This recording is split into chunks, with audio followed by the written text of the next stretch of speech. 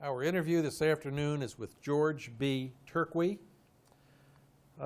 George was born in New Orleans, Louisiana in August of 1936.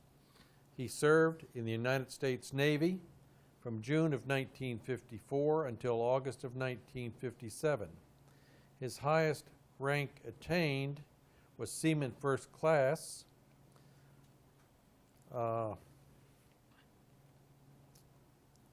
This interview is conducted on Thursday, March the 22nd, 2012 at Corsicana, Texas.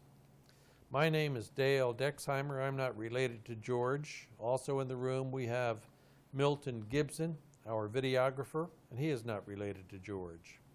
This interview is conducted for the Veterans History Project at the Library of Congress and also for Operation Remember in Burleson, Texas. And with that little intro, George, you can tell us about your time in the Navy. Well, first of all, I was served in the Louisiana Army National Guard before I went in the U.S. Navy. I joined the Louisiana National Guard in January of 1953 and stayed in until I graduated from high school. I decided to leave the National Guard, so I enlisted in the United States Navy after I got out of high school, or in fact before I got out of high school. I decided 2 months before I got out of high school that I'd like to go into the Navy. And I guess one thing that caused me to want the Navy more than anything was I lived along the Mississippi River all my life and rode boats and ferries across the river, and it was always so cool and nice along the river. And if you know, Louisiana's hot and humid, so I figured if I was on a ship, it'd be real nice.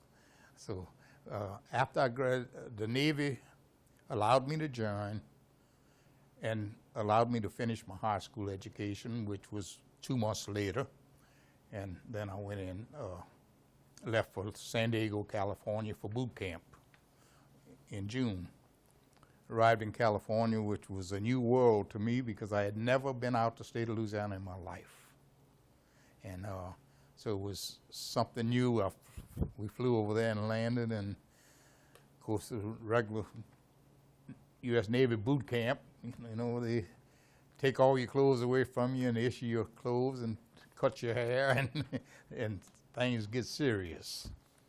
Well, I spent, I think, 13 weeks in boot camp, which I didn't find too hard. You had to get up 5 o'clock in the morning, but I was used to that being a farm country boy. I had to get up early every morning, so it wasn't that hard.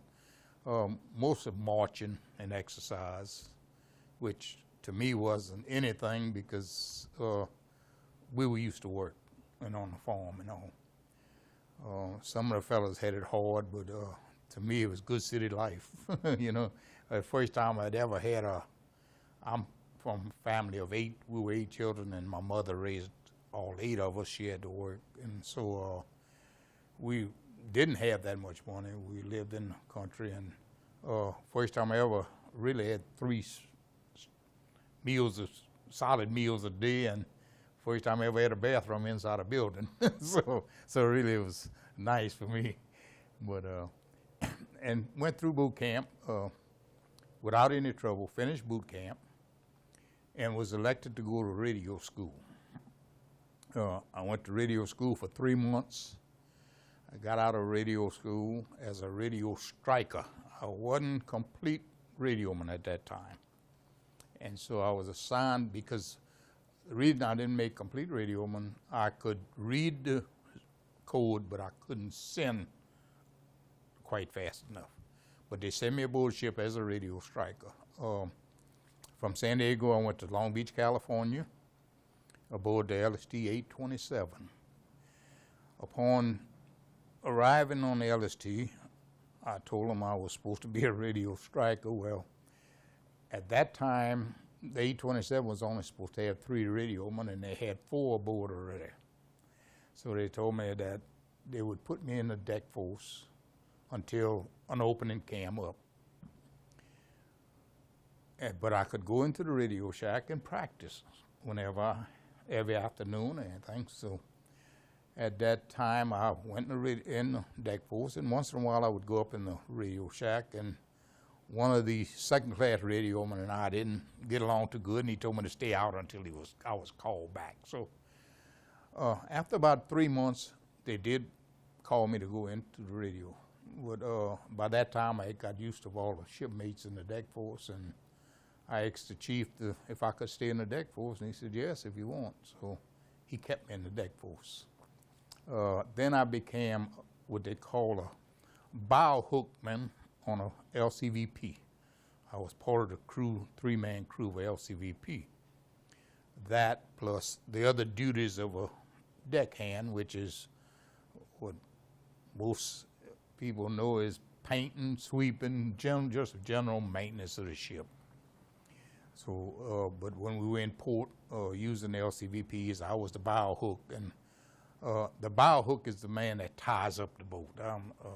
You have a coxswain that drives the boat. You have an engineman that takes care of the engine, and a bow hook is the man that ties it up to the docks and stuff.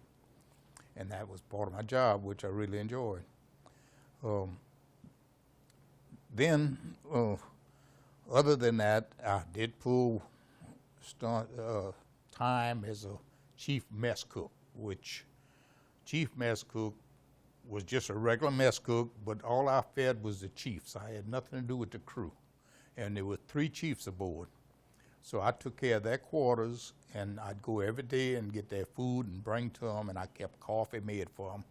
I did this for 3 months, which was great duty because you didn't have to stand any watches aboard ship or anything at that time if you were a chief mess cook.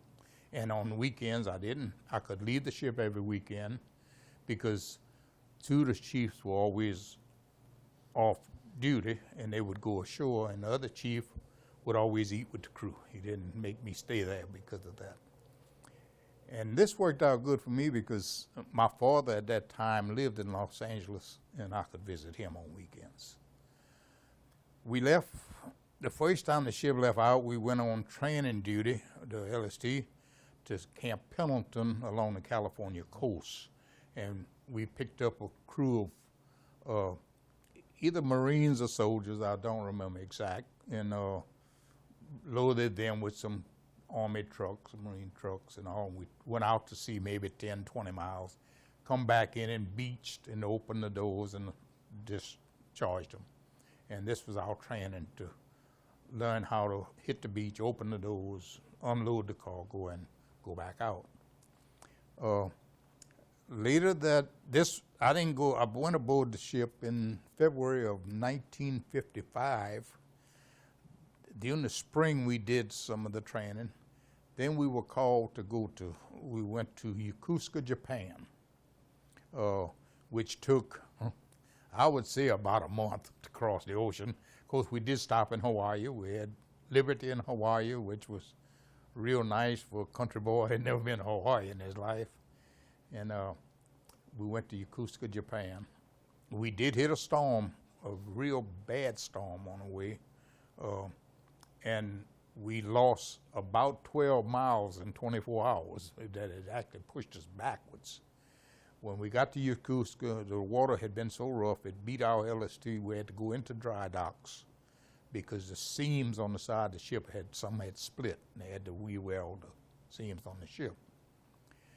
We stayed in Yokosuka for about a month, went to Saipan on an exercise, which was, I don't know really what they were trying to do because it wasn't really a beach. It was a lot of rice paddies, just soft mud. And we opened the bow doors and was going to drop the bow ramp. And there was nothing solid for the ramp to hit on, and it broke the cables holding the bow ramp, and we lost our bow ramp. It fell in and it fell off. And so we had to sandbag the front of the ship and then close the doors where the water couldn't come in. And we went back to Yokosuka where we had another bow ramp put on. At that time, we were called back to the United States. We didn't know what reason. We were supposed to be over in Yokosuka for 6 months. We'd only been there a month and a half, and we were called to return to the United States immediately. This was, I would think, end of May, middle of May or end of May. When we got back to Long Beach, California, we were told to get the ship ready, that we were going to the Arctic Ocean.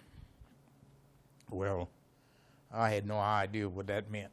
For one reason, I was from Louisiana. I had never seen snow in my life, and it was a rude awakening when I got into the Arctic Ocean.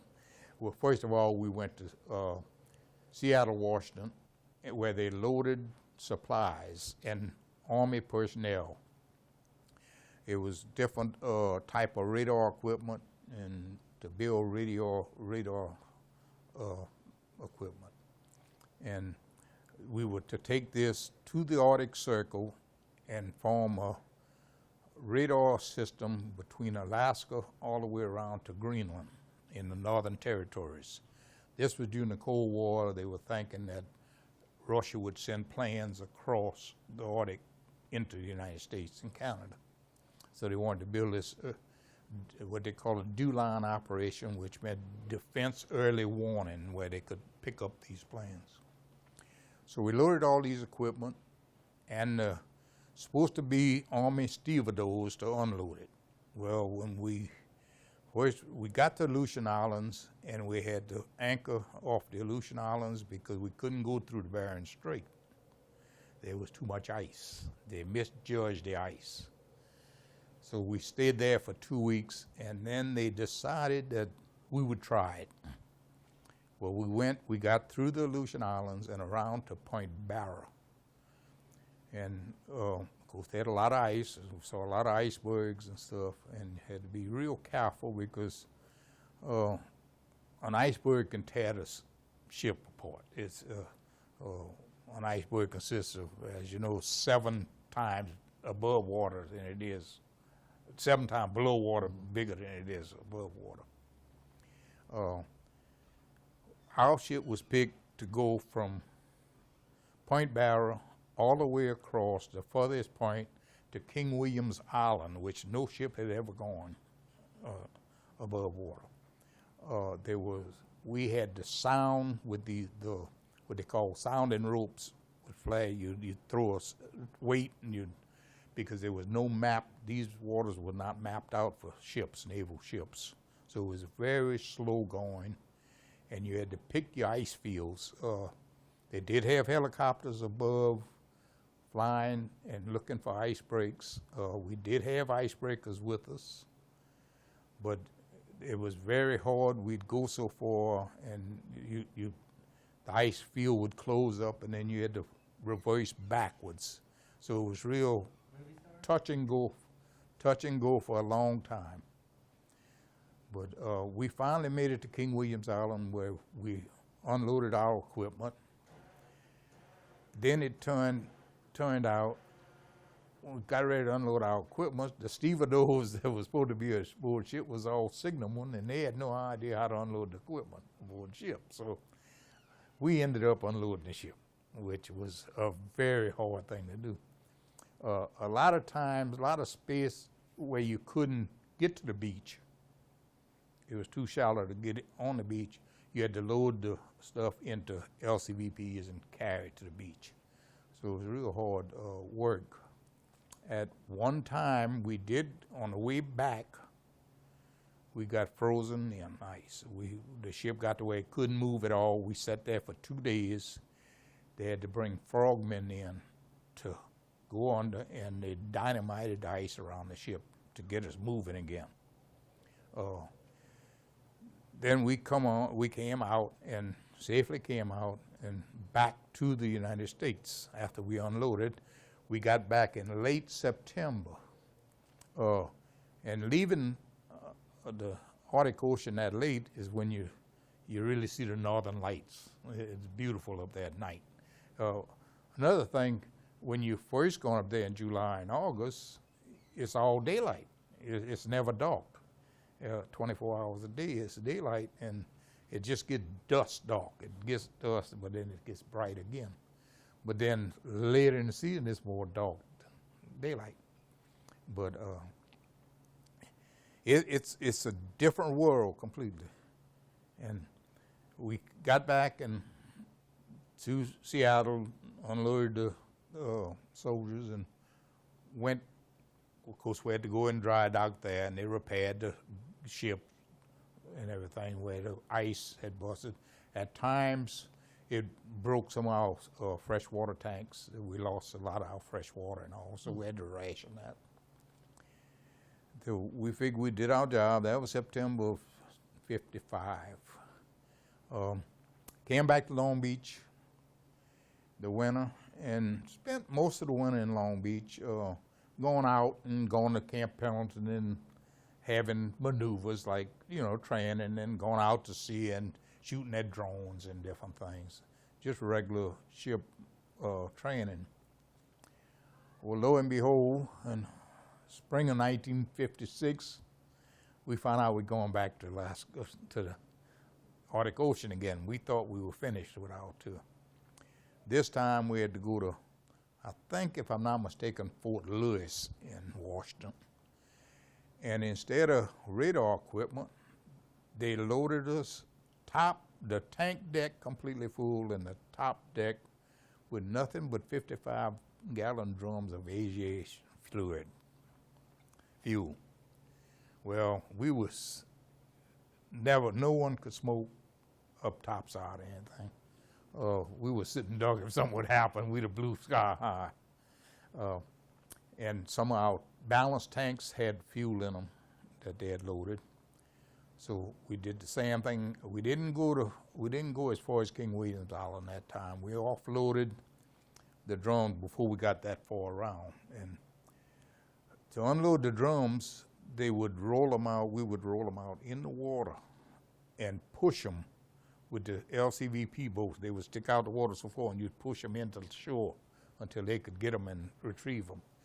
Of course, the fuel that we had in the ballast tanks, we ran lines to the shore and pumped it off. And so that worked out pretty good. It was a little different. But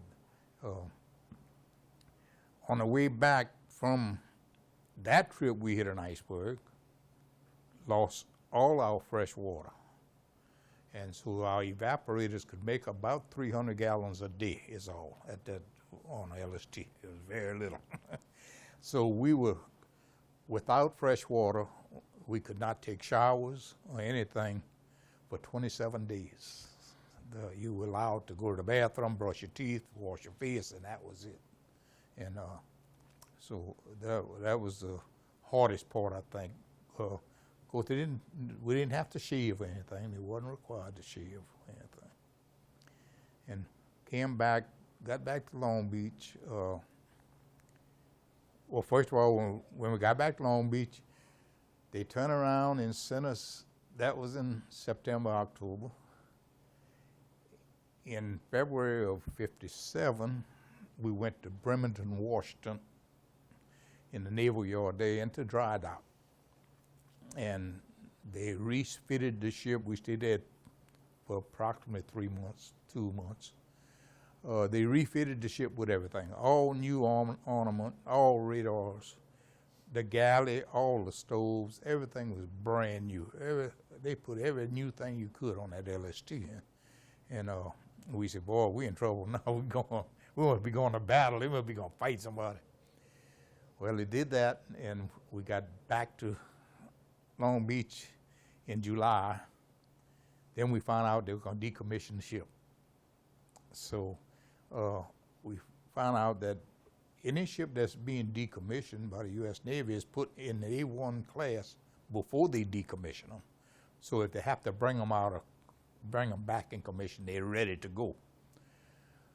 Well, my date of discharge was supposed to be August the 28th, 1957.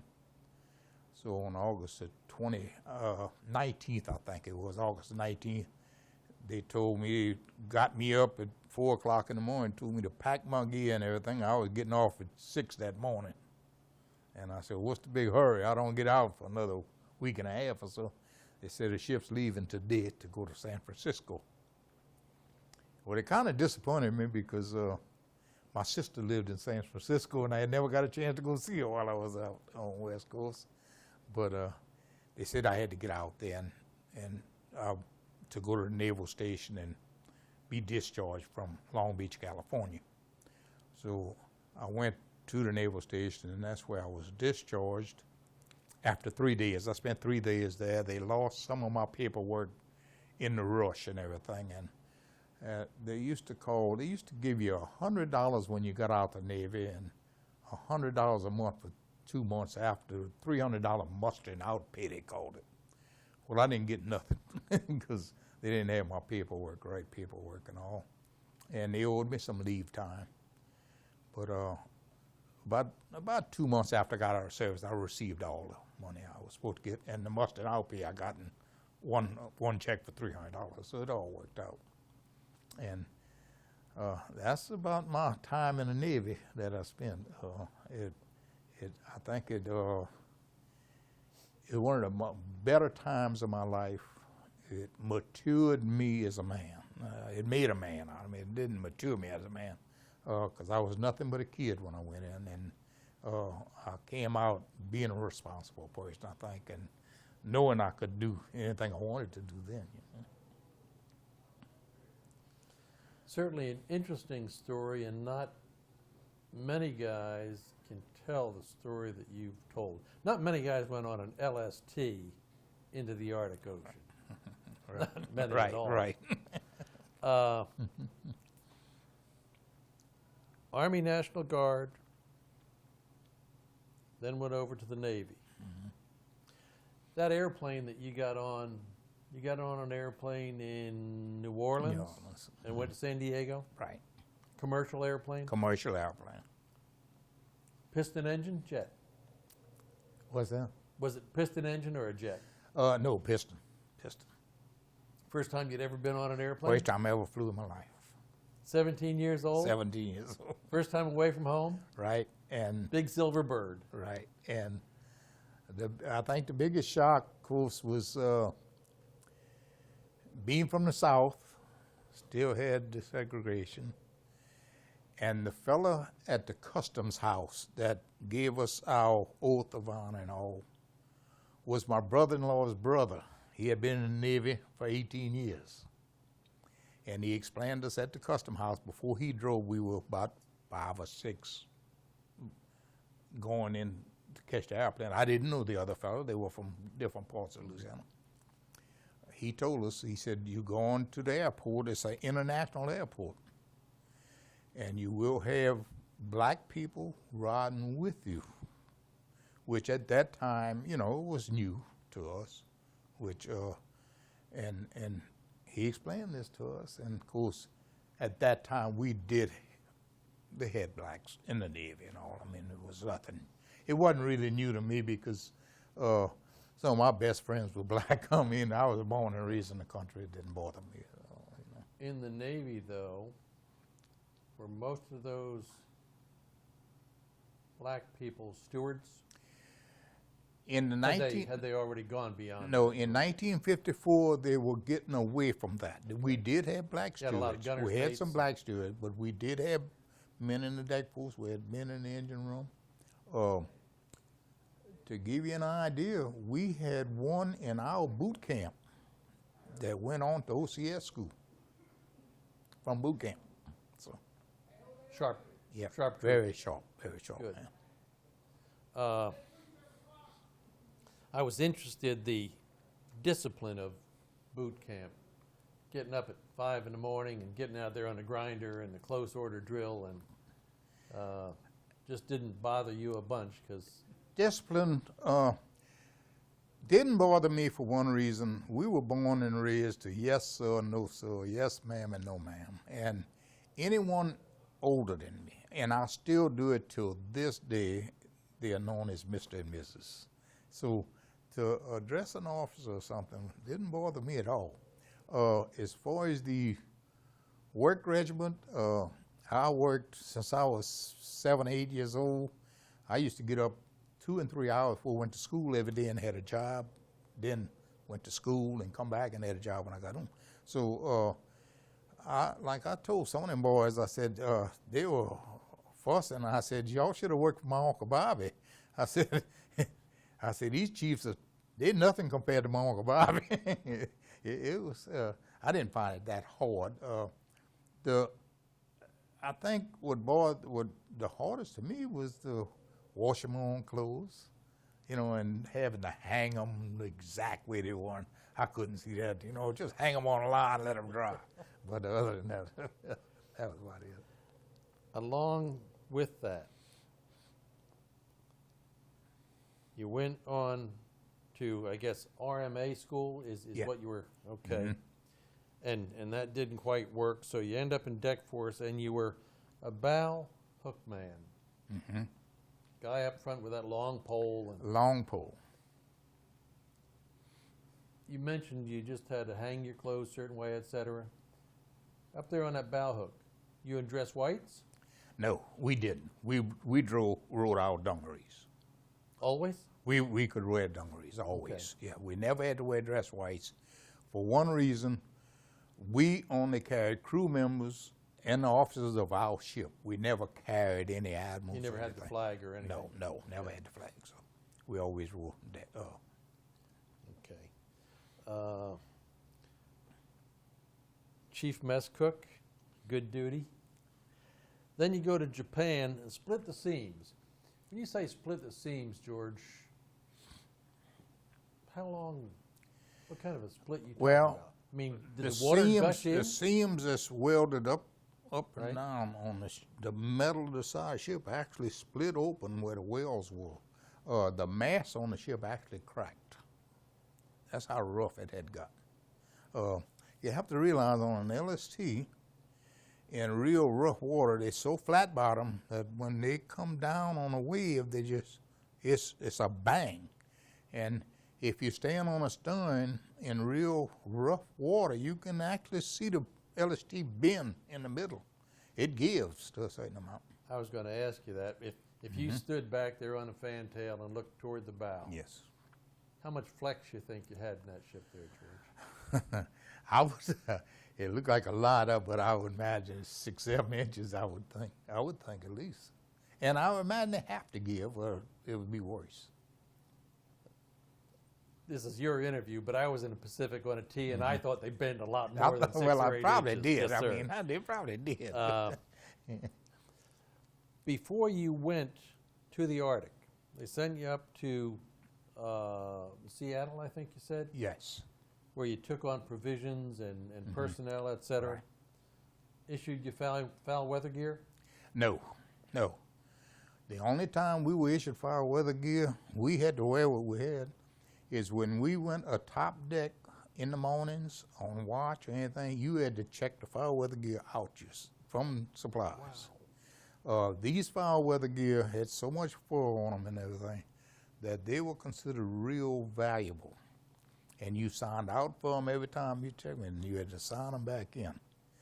I hate to say this in public, but I always wanted to steal one of the jackets. But it would have done me not any good in the state of Louisiana, because I don't think I could ever wear it in the coldest winter we ever had.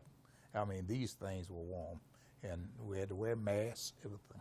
They have pants and Had boots and pullover pants. I'm sure we had boots, but I just don't remember the boots. I'm sure we must have. but you were only issued, or you only signed these out if you're going to be out on a. If you're going to be out on deck. Yeah. You did not keep them in your lockers at all, no. You're on a No, weather you deck. didn't keep them. As long as you were inside somewhere. Right, they had them. The supplies kept them. They heat that ship adequately? Were your living spaces warm enough? And Yes. or do y'all sleep in coats and what have you? I don't remember it being really cold. It had to be warm, and I'm sure it wasn't air conditioning, and I don't remember it being too hot in the summer. But you have to realize, though, when we were in the Navy, I never had air conditioning before at my house. I never had an air conditioning car, so I don't think we felt the heat and cold as much as they do now. I know now if I go in my house and the air conditioner is not on, I can't stand it. But I mean, like I said, I don't ever remember being uncomfortable in the living quarters. You talked about stopping in the Aleutians and then going around to Point Barrow. It was cold, but can you talk maybe a little more about how cold it was? Did you have to worry about like ice on railings and In the top heavy? when we're in the Aleutian Islands, we didn't. I don't remember any ice on deck of the railings. I don't remember any snow while we were waiting. This was in the June or July, and I think that's after the real cold, rough. Everything's melting then, waiting on. I do remember fishing off the side of the ship. We caught fish. Have no idea what we caught. Did you eat them? I don't remember if we cleaned them and ate them or not. I remember we didn't have fishing poles. We used string with a hook and drop something on it. And, but I do remember catching fish. But it didn't really get cold on ship until we got around the point, through the Bering Sea, around Point Barrow, where at that time, we'd have 2 or 3 inches of ice on deck at all times, and which was real bad because they expected to sweep the deck every morning and mop it, and it had ice on it. Did you chip that ice with like chipping hammers or an axe or something, George? We would chip some where we had the path, but we wouldn't chip it every day like you would think they do. Certain parts of the ship you did, but we didn't worry about it if you didn't have to walk. You mentioned somewhere that you had helicopters looking for the way through the ice, et cetera. Those helicopters land on your tee? The only time the helicopter landed on our tee was the mail, to bring us mail about once a week. Okay. We got mail. We were not allowed to write home where we were located. In fact, we didn't know where we were located. The captain, the ship's office would not tell us we were at King William's Island. We didn't have no idea. However, about once a week, some of the sailors would get the newspaper from Seattle, and in the newspaper they would tell us where we were at. so why it was being so secret to us, I don't know. We read reports where we were at times. Your skipper was a lieutenant commander? Lieutenant commander. Okay. He's the first one was, if I remember right, I think it was we had 2 skippers while I was aboard. One was from Jackson, Mississippi, and he loved pumpkin pie and ice cream, and so we had to eat pumpkin pie and ice cream at least twice a week for dessert. And until this day, I don't eat pumpkin pie. I don't care for pumpkin pie. As you get near the end here, on the way back, you did something that crushed your freshwater tanks. The VAP would only turn out 300 gallons of fresh water a day.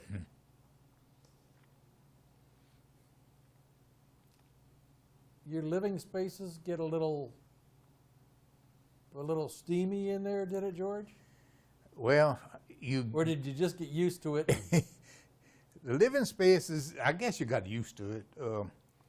I was talking to my grandson the other day, and he asked me about washing your clothes and taking care of your sheets and stuff on your bed and all. And, you know, I told him at that time, I guess I'm getting old, because I cannot remember ever sending my underclothes or my sheets or anything to the laundry. We had a ship's laundry, but we had to, because I know I didn't spend 3 years aboard ship without doing it. And I do know we had what they call ditty bags, so you had to send them. I just don't remember that part of it. Now, in good weather, once every week, I remember we had to take our mattress, which was very thin, bring them up topside, hang them over the rail and let them air, and then bring them back down. You had to do that. You were single all the time you were in, George? Yes, I was single. You get out as a seaman first. Seaman first. With 3 years service? Yes. You remember what kind of money you were making? Vividly. When I got out, I was making $84 a month. Went in making about 60, I believe. And of course, when you go in, you know, they take out for your clothes, you give you in. But I managed to save $1,800 while I was in service, and Bought you a new car as soon as you got out. No, I got married. Oh, okay. My mother and my wife that I'm married to now had our marriage all planned before I got home. My mother loved her, and so I didn't have much choice.